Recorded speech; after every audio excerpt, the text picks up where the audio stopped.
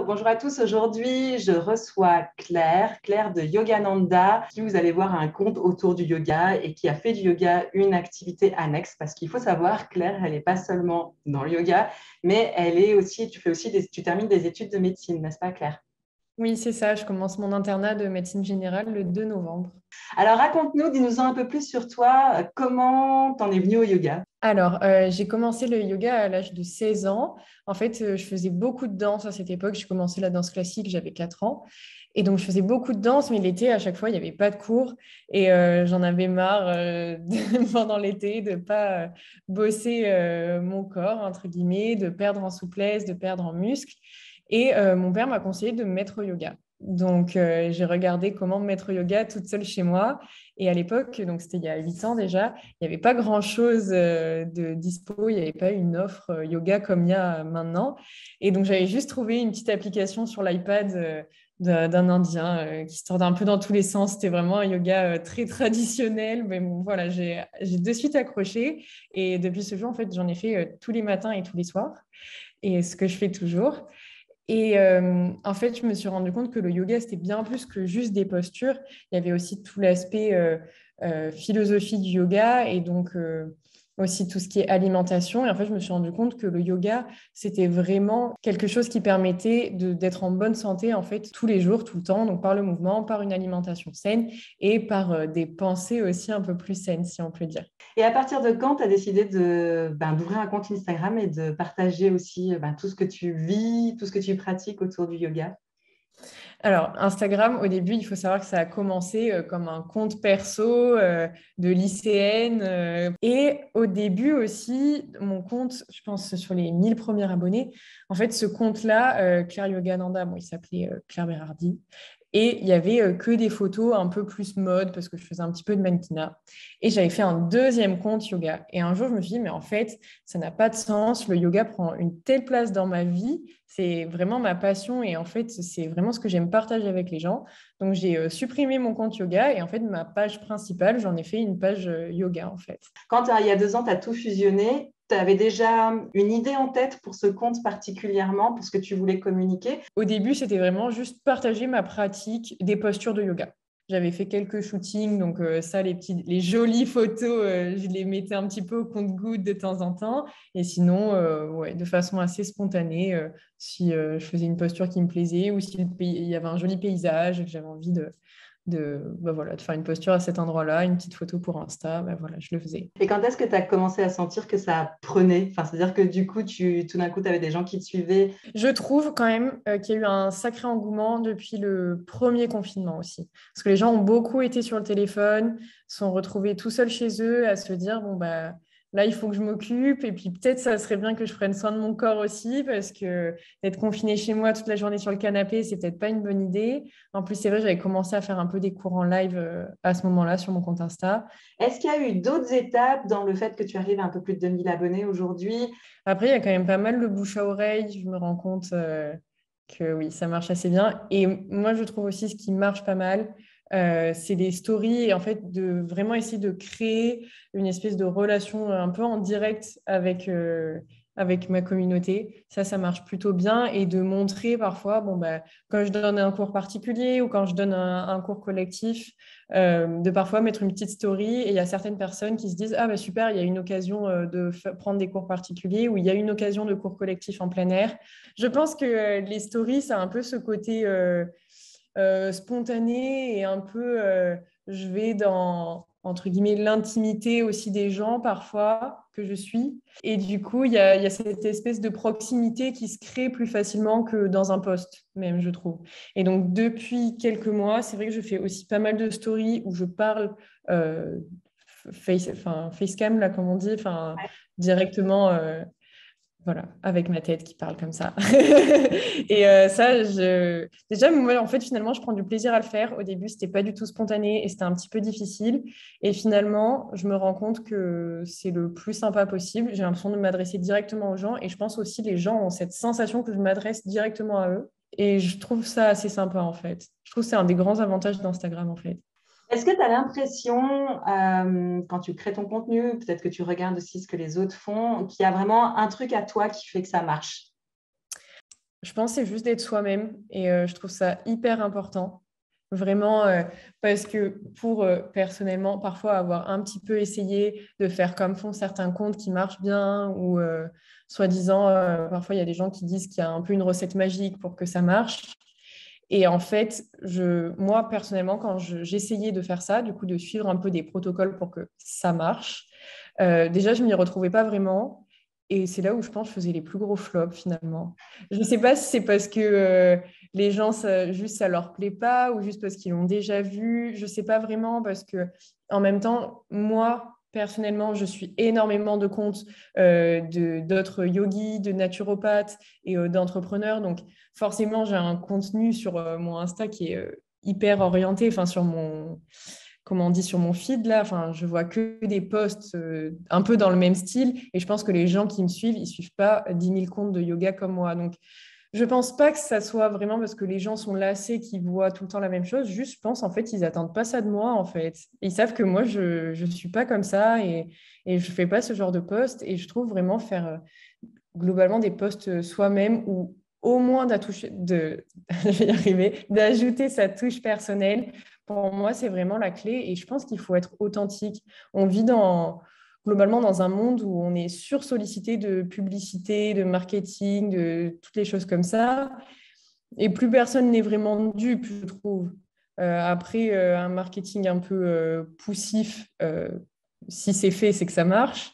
Mais je pense que globalement, les gens en ont marre et ont plutôt envie de trouver une vraie plus-value, de vraiment s'attacher à la personnalité de quelqu'un et ensuite, ils verront pour acheter, quoi. Moi, je le sens plutôt comme ça.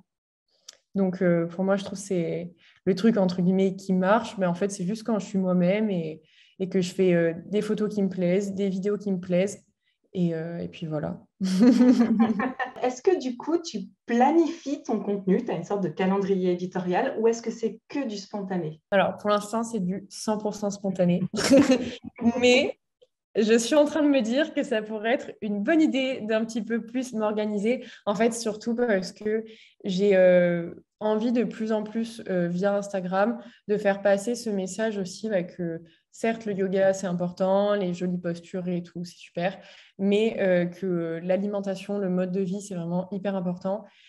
Et quand je pense, enfin, c'est la sensation que j'ai pour l'instant, quand il s'agit de donner des conseils un petit peu plus réfléchis, un petit peu plus ciblés, je trouve que c'est bien un peu de se structurer et de planifier. Enfin, en tout cas, moi, je ressens ce besoin-là en ce moment. Et donc là, je suis en train de faire une formation sur Notion pour avoir mon espace de travail, me faire justement une ligne éditoriale. Enfin, vu que j'ai envie de faire un peu plus des petits réels, des petites vidéos, pourquoi pas des IGTV, des choses comme ça, pour parler d'alimentation et de mindset, je trouve qu'il faut que le contenu et le discours soient un peu plus construits que juste je blablate dans le vent parce que sinon je vais faire des vidéos d'une demi-heure, ça sert à rien. Enfin, parce que ce sont des sujets moi qui me passionnent et je peux partir très très loin et parler très longtemps et c'est pas du tout le but, ça va juste noyer les gens. Donc pour aller à l'essentiel et avoir un message clair, je pense qu'il faut se structurer. Tu as parlé un peu de format, de vidéo, de reel, d'IGTV. Est-ce que globalement, tu utilises quasiment tous les formats d'Instagram ou tu as vraiment tes préférences ou comme tu dis, il y a des choses que tu voudrais pousser plus? En ce moment, j'utilise un petit peu tout. Après, j'ai toujours utilisé beaucoup plus les photos que les vidéos. Tout simplement aussi parce que j'ai plus de photos, que c'est plus simple d'avoir juste des photos. C'est un contenu qui met moins de temps à être créé globalement. Et aussi, j'ai remarqué que quand même, ça plaisait un petit peu plus aux gens. Alors, je pense aussi que ça vient du fait que mes vidéos, parfois, elles sont peut-être pas assez, comment dire, assez synthétique, je sais pas, assez courte. Peut-être c'est un petit peu trop long, les gens ne regardent pas en entier, ils passent, ils s'en fichent. Alors qu'une photo, je sais que les gens les regardent. Après, effectivement, j'ai bien envie de développer un petit peu plus les Reels. Je trouve ça pas mal. Les IGTV, je trouve que c'est un format sympa. Apparemment, c'est assez mis en avant par l'algorithme, mais je pense que c'est un peu plus long. Il y a vraiment les gens qui sont à fond sur mon contenu, qui les regardent en entier, mais j'ai pas l'impression que ça soit vraiment un moyen pour avoir du monde en plus, à part si c'est peut-être le replay d'un live où il y a des guests ou j'en sais rien. Enfin, si c'est quelque chose vraiment de plus construit, mais juste une vidéo un peu blabla en IGTV. moi, j'ai pas trop l'impression que... Enfin, c'est pas un format qui me plaît plus que ça. En revanche, les réels et les photos, je trouve ça top. À part Notion que tu utilises pour le calendrier éditorial, est-ce qu'il y a d'autres outils que tu utilises par rapport à Instagram?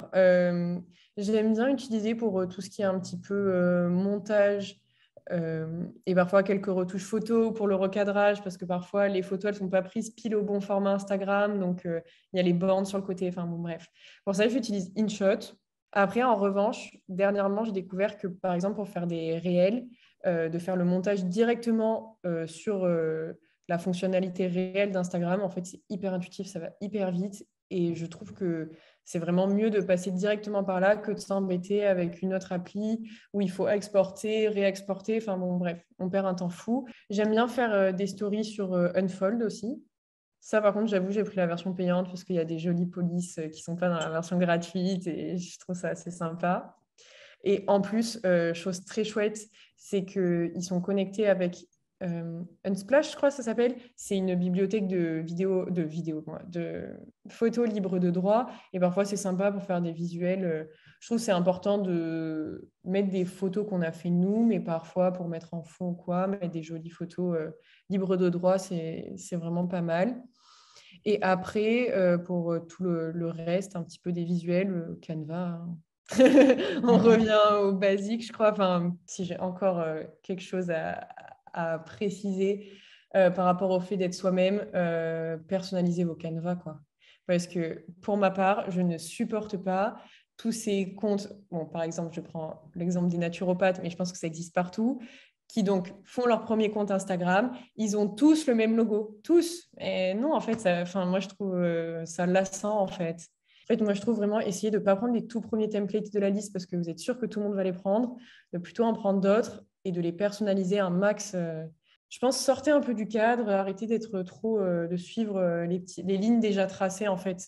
Je pense qu'elles ont été prises par certains, mais maintenant, pas c'est trop tard, mais juste, il faut tracer son propre chemin à soi, je pense. Voilà. Quel est le meilleur conseil qu'on t'ait donné, que ce soit, je dirais, pour développer ton activité et pour Instagram en général? C'est encore celui d'être soi-même. La fille pas trop redondante. C'est mon amie à moi, Julie Pradine, qui est naturopathe, qui a une super belle communauté d'ailleurs, et qui m'avait dit, mais Claire, de toute façon, tu sais, sur les réseaux, il faut juste être soi-même. Et aussi un autre conseil, je trouve, qui va un peu avec, mais qui est super important. Elle m'a dit, moi, je me suis dit, en fait, de toute façon, tu es ta propre cible. Donc moi, qu'est-ce que j'ai envie de voir sur Instagram? Qu'est-ce qu'il n'y a pas et que moi, j'ai envie d'apporter? Ben, en fait, c'est ce que je fais tous les jours. Du coup, elle fait des posts de choses que elle a envie de voir, de choses qui l'intéressent, elle, qu'elle aime, elle. Et au final, du coup, elle attire des gens qui ont la même vision qu'elle. Donc, en fait, c'est juste génial, quoi.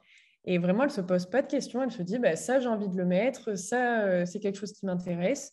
Et donc voilà, et ça marche à 50 000 abonnés, quoi. Voilà. Ok, Claire, écoute, on va s'arrêter là, mais je te remercie beaucoup pour tout ce que tu apportes, pour ton feed et puis pour tous ces conseils que tu as donnés. Et puis, bon courage pour la suite et puis surtout pour le début de ton internat.